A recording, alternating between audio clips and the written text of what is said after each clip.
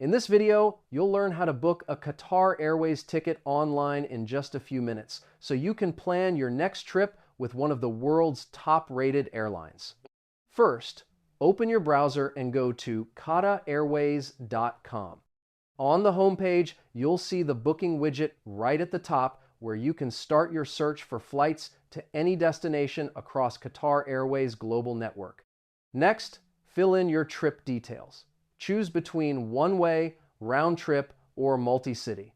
Then enter your departure city, destination, travel dates, and the number of passengers. Click Search to see all available flights instantly. Now, browse through the results. Qatar Airways will show you a list of flights with different times, prices, and cabin classes. Compare your options carefully and pick the flight that best fits your travel plans and budget. After that, choose your fare type. You can pick economy, business, or first class. And within each category, you'll find different fare bundles with various perks like extra baggage, flexibility, and seat selection options. Once you've selected your flight, fill in passenger details and add any extras like seat selection, meals, or extra baggage.